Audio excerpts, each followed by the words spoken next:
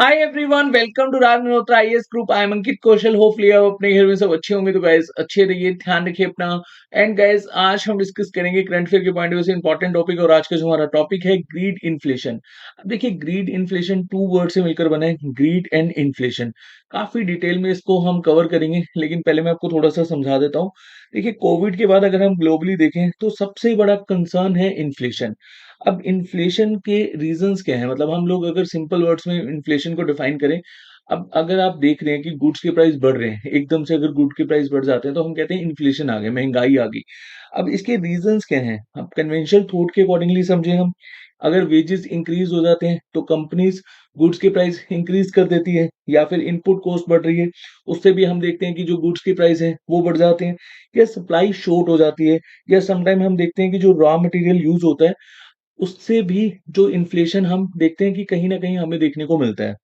अब यहाँ पर जो ग्रीड इन्फ्लेशन है, अब इसको हम किस तरह से डिफाइन कर सकते हैं? तो देखिए, अगर inflation corporate profit margin maximise करने से बढ़ रहा है, तो उसको हम क्या बोलेंगे? Greed inflation. अब कंपनी यहाँ पर प्रॉफिट ज़्यादा से ज़्यादा यहाँ पर कमा रही हैं, तो उससे क्या होगा?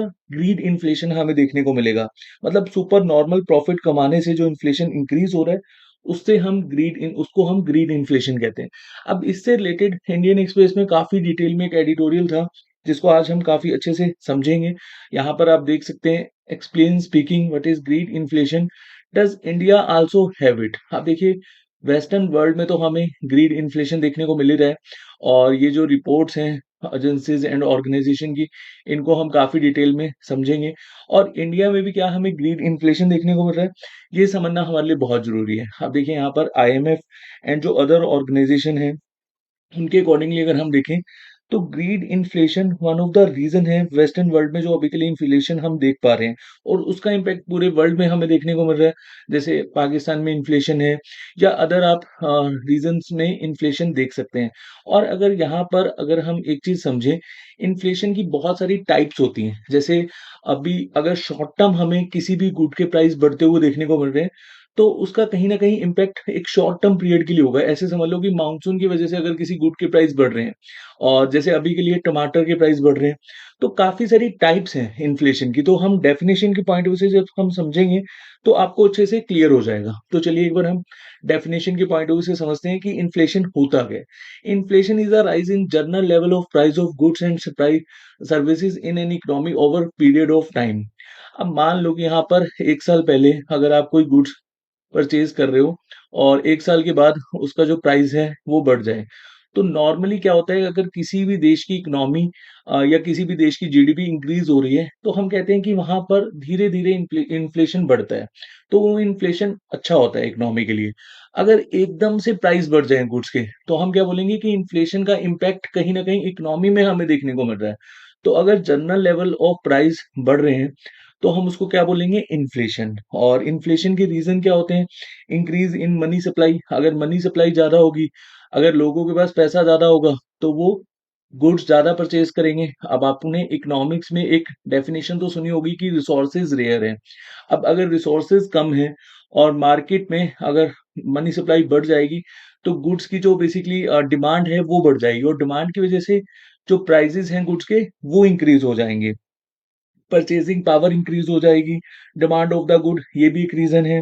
क्रूड ऑयल के अगर प्राइस बढ़ जाते हैं, है ना? तो ये भी कहीं न कहीं हम यहाँ पर रीज़न इसको कंसीडर कर सकते हैं। या फिर बैड मानसून की वज़ह से जो एग्रीकल्चर प्रोडक्ट्स हैं, उन पर हमें इम्पैक्ट देखने को मिलता है।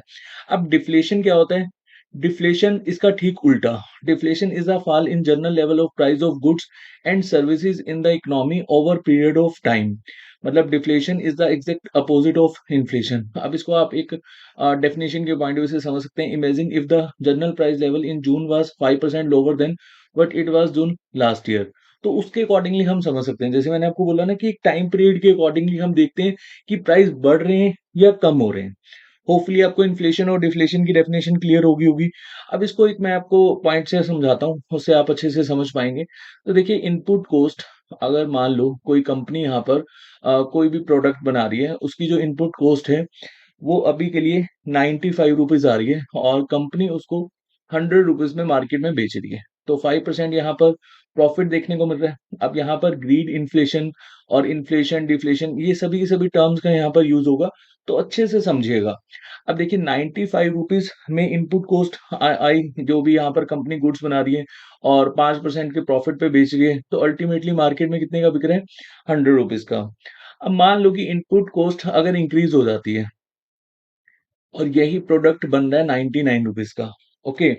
तो कंपनी यहाँ पर 1% तो प्रॉफिट नहीं कमाएगी, मतलब ₹99 का अगर प्रोडक्ट बन के तैयार हो रहा है, तो उसको ₹100 का नहीं बेचेगी। अब यहाँ पर कंपनी को एक सस्टेनेबल प्रॉफिट तो चाहिए कंपनी को सर्वाइव करने के लिए, तो कंपनी यहाँ पर 105 कर सकती है या मैक्सिमम टू मैक्सिमम 110 कर सकती है। अब मान लो कि कंपनी यहाँ पर कोविड का हवाला देते हुए या फिर मार्केट में जो रॉ मटेरियल है उनके कॉस्ट इंक्रीज हो रहे हैं, तो उसका हवाला देते हुए अगर कंपनी यहाँ पर इसका प्राइस बढ़ा दे 150, तो हम यहाँ पर क्या समझेंगे कि कंपनी अपना ज़्यादा से ज़्यादा प्रॉफिट कमाने की सोच रही है और इसी को बेसिकली हम क्या बोलेंगे? Greed inflation. होपफुली अब आपको क्लियर हो गया होगा। मतलब एक सुपर नॉर्मल इन्फ्लेशन अगर कंपनी यहाँ पर कमा रही है, तो उस केस में हम कंसीडर करेंगे ग्रीड इन्फ्लेशन। और एक तरह से हम एक वर्ड भी यूज़ करते हैं मुनाफ़ाखोरी अगर ज़्यादा देखने को मिलेगी, तो उस केस में भी हम यहाँ पर कह सकते हैं। अब यहाँ जो अदर टर्म्स हैं वो देख लेते हैं, डिसइन्फ्लेशन। अब मान लो कि अगर किसी भी देश में इन्फ्लेशन है, जैसे इंडिया में इन्फ्लेशन को अगर हम समझें, तो हमारा टारगेट रहता है 4% का और फिर हम देखते हैं +2 या -2 अकॉर्डिंग टू आवर जीडीपी, मतलब मैक्सिमम 6% हो सकता है, मिनिमम हमारा 2% हो सकता है। अब अगर इन्फ्लेशन आ ही गया और इन्फ्लेशन को अगर हम कम कर रहे हैं, धीरे-धीरे इन्फ्लेशन कम हो रहा है, तो उसको हम क्या बोलेंगे? डिसइन्फ्लेशन। जैसे जुलाई में 10% था और उसके बाद जून में 7% है और उसके बाद मई में 5% है, तो हम क्या कहेंगे? यहाँ पर डिक्रीज़ हो रहा है, इसको क्या बोलेंगे? Disinflation. In other word, disinflation refer to period when even though price are rising, it is happening at slower rate each passing month. And reflation क्या होता है? रिफ्लेशन होता है जब डिफ्लेशन, मतलब पॉलिसी मेकर डिफ्लेशन को दूर करने के लिए मार्केट में इकोनॉमिकल या फिर ऐसे समझो मनी सप्लाई को पंप करते हैं कि हमारा जो डिफ्लेशन है उसको हम दूर कर सकें और धीरे-धीरे वहाँ पर परचेजिंग पावर बढ़े, मनी सप्लाई बढ़े, तो उसको हम क्या बोलेंगे? रिफ्लेशन बोलेंगे। अब यहाँ पर कुछ अदर टर्म्स हैं, जैसे अगर हम इन्फ्लेशन को क्लासिफाइड करें, डिमांड पुल इन्फ्लेशन। अब मान लो किसी भी चीज़ की डिमांड बहुत ज़्यादा हमें देखने को मिल रही है। अगर डिमांड ज़्यादा होगी, तो उस केस में हमें इन्फ्लेशन देखने को मिलेगा, मतलब गुड्स के प्राइस बढ़ जाएँगे।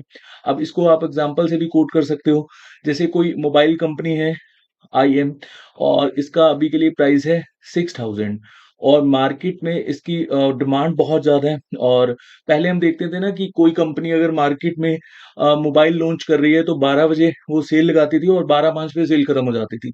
अल्टीमेटली वो दिखा रही है कि डिमांड बहुत ज़्यादा है। अगर इसी तरह से हमें डिमांड देखने को मिलेगी ना, तो उस केस में हम कहते हैं कि लोग उसको 7000 में भी खरीदेंगे, 8000 में भी खरीदेंगे। तो अगर किसी गुड का डिमांड बढ़ रहा है, तो उस केस में जो इन्फ्लेशन हो रहा है, उसको हम क्या बोलेंगे? Demand pull inflation. होपफुली आपको क्लियर हो गया होगा। उसके बाद देखिए कॉस्ट पुश इन्फ्लेशन क्या होता है? अब यहाँ पर अगर लेबर कॉस्ट बढ़ जाए, जैसे कोविड के समय में हमने देखा था कि जो लेबर्स हैं, वो हमें नहीं देखने को मिलती थी ज़्यादा, क्योंकि ऑलमोस्ट सभी की सभी लेबर अपने होम टाउन जा चुकी थी। तो उस केस में लेबर कॉस्ट इंक्रीज़ हो गई थी और जो रॉ मटेरियल यूज़ होता है घर बनाने के लिए, वो इंक्रीज़ हो गया था। तो उस केस में अगर एक पर्सन ने यहाँ पर एक तरह से एक आइडिया लगाया हुआ है कि मेरा घर 30 लाख में बनकर तैयार हो जाएगा। अगर input cost, raw material cost increase हो जाएगी या फिर लेबर कॉस्ट इंक्रीज़ हो जाएगी, तो उस केस में अगर 35 लाख लग रहे हैं, तो हम क्या बोलेंगे? Cost push inflation. यहाँ पर कंपनीज़ का भी आप एग्ज़ाम्पल ले सकते हो। अब आपको पता है कार बनाने के लिए स्टील का यूज़ होता है। अगर स्टील के प्राइस बढ़ जाएँगे, तो ऑब्वियसली फाइनल गुड के भी प्राइस बढ़ जाएँगे। तो उसको हम क्या बोलेंगे? Cost push inflation. मॉनेटरी, अब देखिए मोनेटाइज़ अगर फिस्कल डेफिसिट हम करेंगे, तो उस केस में भी हम देखते हैं इन्फ्लेशन बढ़ जाता है। अब आगे आप अदर टाइप देख सकते हैं, जैसे क्रीपिंग इन्फ्लेशन। अब क्रीपिंग इन्फ्लेशन किसी भी इकोनॉमी के लिए अच्छा होता है। धीरे-धीरे अगर इन्फ्लेशन राइज़ होता है, तो वहाँ पर हम कहते हैं कि जीडीपी भी इंक्रीज़ हो रही है, मतलब इकोनॉमिकल वो कंपनी सॉरी कंट्री इंक्रीज़ कर रही है। मतलब इकोनॉमिकल वहाँ पर हमें देखने को मिल रहा है कि उनका जो जीडीपी है वो इंक्रीज़ हो रहा है। अब गैलोपिंग इन्फ्लेशन क्या होता है? एकदम से बढ़ जाना। धड़ल्ले से अगर किसी भी गुड्स के प्राइस बढ़ जाएँगे तो उससे क्या होगा कि पूरा का पूरा जो इकोनॉमी है वो स्ट्रेस में चला जाएगा। तो गैलोपिंग इन्फ्लेशन सही नहीं होता। 10 टू 20% अगर इन्फ्लेशन देखने को मिलता है तो डेफिनिटली एक इकोनॉमिकल स्ट्रेस हमें देखने को मिलता है। हाइपर इन्फ्लेशन हम इसको इस तरह से समझ सकते हैं कि इसको कंट्रोल करना असंभव है। अब इसका एग्ज़ाम्पल आप देख सकते हैं ज़िम्बाब्वे, वेनेज़ुएला जहाँ पर इन्फ्लेशन बहुत ज़्यादा है। अब 97% के आस-पास अगर इन्फ्लेशन होगा तो इसको क्या ही कोई कंट्रोल कर पाएगा, है ना? और एकदम से अगर इन्फ्लेशन इतना ज़्यादा हो जाएगा, तो ऐसी कंट्रीज़ अपनी जो करेंसी है उसी को छोड़ देती हैं, दूसरी करेंसी अडॉप्ट कर लेती हैं। उसके बाद स्टैगफ्लेशन। अब स्टैगफ्लेशन काफ़ी इम्पोर्टेंट टॉपिक है और ये हमेशा हमें न्यूज़ में देखने को मिलता रहता है। इसको आप ऐसे समझ सकते हैं कि यहाँ पर किसी भी कंट्री की जीडीपी भी इंक्रीज़ नहीं कर रही है और अनएम्प्लॉयमेंट बहुत ज़्यादा है, ऊपर से इन्फ्लेशन भी हमें देखने को मिल रहा है। अब जीडीपी भी इंक्रीज़ नहीं हो रही है, इन्फ्लेशन भी हो रहा है, अनएम्प्लॉयमेंट भी ज़्यादा है, तो इसका अगर आप कॉम्बिनेशन कर दोगे तो उसको हम क्या बोलेंगे? स्टैगफ्लेशन बोलेंगे। डिसइन्फ्लेशन मैं आपको बता ही चुका हूँ। Headline inflation and core inflation को आप सीपीआई एंड डब्ल्यूपीआई के अकॉर्डिंगली समझ सकते हैं। अब देखिए सीपीआई और डब्ल्यूपीआई में इनके यहाँ पर सीपीआई बास्केट में हमें कुछ प्रोडक्ट्स देखने को मिलते हैं, जैसे food and beverages, service, health, education, housing, fuel and light, clothing, footwear, miscellaneous, personal care, house hold goods and service, तम्बाकू प्रोडक्ट। अब यहाँ पर इसको आप इस तरह से समझो, जो हेडलाइन इन्फ्लेशन होता है, अगर सभी की सभी कमोडिटीज के प्राइस बढ़ जाएं तो उसको हम क्या बोलेंगे? Headline inflation. Headline CPI inflation ये आप कह सकते हो। अगर यहाँ पर हम फूड एंड एनर्जी को माइनस कर दें तो हम उसको क्या बोलेंगे? Core CPI. तो होपफुली आपको क्लियर हो गया होगा। बाकी सीपीआई में कौन-कौन से प्रोडक्ट्स आते हैं बास्केट में वो आप देख सकते हैं। डब्ल्यूपीआई में कौन-कौन से प्रोडक्ट्स आते हैं वो आप देख सकते हैं। बट आज का जो हमारा टॉपिक था ना वो था ग्रीड इन्फ्लेशन और देखिए ये सारी की सारी जो टर्म्स हैं वो हमें अच्छे से क्लियर होनी चाहिए तभी हम समझ पाएँगे कि एक्चुअली में ग्रीड इन्फ्लेशन क्या होता है और इंडिया में इसका इम्पैक्ट अभी के लिए हमें कितना देखने को मिल रहा है। तो देखिए एक टर्म है वेज प्राइस स्पाइरल। अब देखो मान लो कि अगर मार्केट में इन्फ्लेशन आ गया और इसको मैं एक एग्जांपल के थ्रू समझाता हूँ कि 2019 में मेरी सैलरी थी ₹100। मेरा मैथ थोड़ा-सा वीक है तो मैं ₹100 का एग्जांपल ले रहा हूँ। तो 2019 में मान लो कि मेरी सैलरी थी ₹100 और 2023 में भी मेरी सैलरी सेम है ₹100। अब मार्केट में इन्फ्लेशन आ गया तो मैं कहूँगा कि मेरी सैलरी बढ़ा दो, जो भी मेरे बॉस होंगे उनको मैं कहूँगा मेरी सैलरी बढ़ा दो। तो वो भी देखेंगे कि हाँ, मार्केट में इन्फ्लेशन आ गया, जेन्युइन रीज़न है, 4 साल से सेम सैलरी पे वर्क कर रहे हैं, तो चलो ठीक है हम 150 कर देते हैं। अब यहाँ पर जैसे ही मेरी सैलरी 150 हो जाएगी, तो मेरे जो खर्चे हैं वो भी इसके अकॉर्डिंगली हो जाएँगे। तो कहीं न कहीं यहाँ पर आप इसको इस तरह से समझ सकते हैं इन्फ्लेशनरी स्पाइरल। अगर मान लो कि इन्फ्लेशन इंक्रीज़ होता है, तो कॉस्ट ऑफ लिविंग भी इंक्रीज़ हो जाती है। तो वर्कर्स क्या कहेंगे कि हमारी जो वेजेज़ है उसको बढ़ा दो। अगर वेजेज़ बढ़ेगी, तो कंपनीज़ यहाँ पर जो कंपनीज़ का जो कॉस्ट है वो भी बढ़ जाएगा। अल्टीमेटली यहाँ पर जो डिमांड है मार्केट में वो बढ़ जाएगी क्योंकि देखिए वेज बढ़ेगी तो यहाँ पर कहीं न कहीं जो कॉस्ट ऑफ लिविंग है मतलब एक एक्सपेंस बढ़ जाएँगे ना पर्सन के। अगर मान लो कि मेरे पास पहले ₹100 आ रहे थे, तो मैं ₹100 के अकॉर्डिंगली खर्चा कर रहा था। अगर 150 आ रहे हैं तो मैं अब 150 के अकॉर्डिंग खर्चा करूँगा। तो इसको आप इस तरह से समझ सकते हैं और देन हमें यहाँ पर इन्फ्लेशन इंक्रीज़ देखने को मिलेगा। और इसी तरह से आप डिफ्लेशनरी स्पाइरल भी समझ सकते हैं। अगर मान लो कि फॉल इन प्राइस हमें देखने को मिल रहा है, तो प्रॉफिट मार्जिन डिक्रीज़ हो जाएगा और उससे क्या होगा कि जो इंसेंटिव हमें कम देखने को मिलेंगे, लेबर ले ऑफ मतलब कंपनीज़ लेबर को निकालेगी एंड यहाँ पर जो डिमांड है वो भी हमें डिक्रीज़ देखने को मिलेगी। तो ये जो कुछ टर्म्स हैं ये आपको यहाँ पर समझनी होंगी और देन हम फाइनली आ जाते हैं ग्रीड इन्फ्लेशन पर। अब देखिए ग्रीड इन्फ्लेशन मैंने आपको एग्जांपल के पॉइंट ऑफ व्यू से समझाया था। अब इसको डेफिनिशन के पॉइंट ऑफ व्यू से समझते हैं। Greed inflation simply means corporate greed is fuelling inflation. अब यहाँ पर कॉर्पोरेट अगर प्रॉफिट मार्जिन बढ़ा रही है और उससे हम देख रहे हैं कि मार्केट में बहुत ज़्यादा इन्फ्लेशन आ गया, उसको हम क्या बोलेंगे? Greed inflation. अब इसको आप अदर वर्ड से भी एक तरह से डिस्कस कर सकते हैं। Instead of waste price spiral, it is profit price spiral that is in play. और जैसे अभी के लिए अगर हम देखें जो वेस्टर्न वर्ल्ड है, वहाँ पे इसका इम्पैक्ट हमें ज़्यादा देखने को मिल रहा है और कुछ रिपोर्ट्स हैं जिसके अकॉर्डिंगली हम समझ सकते हैं कि यहाँ पर जो बेसिकली ग्रीड इन्फ्लेशन यूरोप में एंड यूएसए में ज़्यादा है। तो यहाँ पर हम समझते हैं अब देखिए ये ब्यूरो ऑफ इकोनॉमिक एनालिसिस की एक रिपोर्ट है, उसके अकॉर्डिंगली हम समझते हैं कि किस तरह से आपको यहाँ पर ग्रीड इन्फ्लेशन देखने को मिलेगा यूएसए में। तो देखिए पहले क्या होता था कि कंपनी का एक मार्जिनेबल प्रॉफिट होता था। जैसे मैंने आपको बताया था ना, इनपुट कॉस्ट वाला एग्जांपल दिया था कि अगर मान लो कि कोई प्रोडक्ट ₹95 का बन रहा है और मार्केट में उसको कंपनी ₹100 का बेच रही है, तो अल्टीमेटली 5% का प्रॉफिट हो रहा है, ठीक है, कंपनी एक सस्टेनेबल प्रॉफिट यहाँ पर ले रही है। और मान लो कि अगर इनपुट कॉस्ट कोविड की वजह से बढ़ जाती है, 99 हो जाती है, तो उस केस में कंपनी कहे कि कोविड के बाद इनपुट कॉस्ट बढ़ गई, अब हम यहाँ पर इस प्रोडक्ट को बेचेंगे 150 का। अब यहाँ पर इनपुट कॉस्ट बढ़ी ₹4, कंपनी यहाँ पर कमा रही है ₹51। तो ये एक तरह से हम कहेंगे कि जो प्रॉफिट मार्जिन है वो बहुत ज़्यादा कंपनी ने एनहांस कर दिया, और यही हमें देखने को मिला कोविड के बाद। देखिए नॉर्मली क्या होता था, प्रॉफिट इस लाइन में रहता था। अगर आप इस ग्राफ के अकॉर्डिंगली समझें और ज़्यादा डिटेल में ना जाएँ, तो आप देख सकते हैं कि 2020 के बाद ये लाइन भी क्रॉस कर चुका है। ये जो प्रॉफिट मार्जिन है वो कंपनी का काफ़ी ज़्यादा हमें देखने को मिल रहा है। उसके बाद यहाँ पर अगर हम समझें सेकंड ग्राफ में, तो देखिए अगर कोई भी कंपनी है तो मेनली 3 हम यहाँ पर फैक्टर्स देखते हैं, जैसे कॉर्पोरेट प्रॉफिट और इनपुट कॉस्ट कितनी आ रही है, लेबर कॉस्ट कितनी आ रही है। अब यहाँ पर 1979 से लेकर 2019 तक अगर हम देखें, अब लेबर कॉस्ट आपको यहाँ पर ज़्यादा देखने को मिल रही है। अल्टीमेटली इनपुट कॉस्ट आप देख सकते हैं यहाँ पर। और कॉर्पोरेट प्रॉफिट क्या होता था, सस्टेनेबल प्रॉफिट होता था, मतलब इतना प्रॉफिट जितना कंपनी को सर्वाइव करने के लिए बहुत है। लेकिन 2020 के बाद अगर आप देखेंगे, लेबर कॉस्ट कम हो गई, इनपुट इनपुट कॉस्ट यहाँ पर बढ़ी है, लेकिन प्रॉफिट मार्जिन आप देखें तो कितना ज़्यादा यहाँ पर हमें देखने को मिल रहा है। और ये जो डाटा है किसके द्वारा दिया गया है, ब्यूरो ऑफ इकोनॉमिक एनालिसिस के द्वारा। तो यहाँ पर आप देख सकते हैं। उसके बाद एक हम यहाँ पर एक तरह से ग्राफ और देखेंगे। तो ये ग्राफ दिया गया है centre for monitoring Indian economy. क्या इंडियन इकोनॉमी में भी हमें ग्रीड इन्फ्लेशन देखने को मिल रहा है? बिल्कुल देखने को मिल रहा है।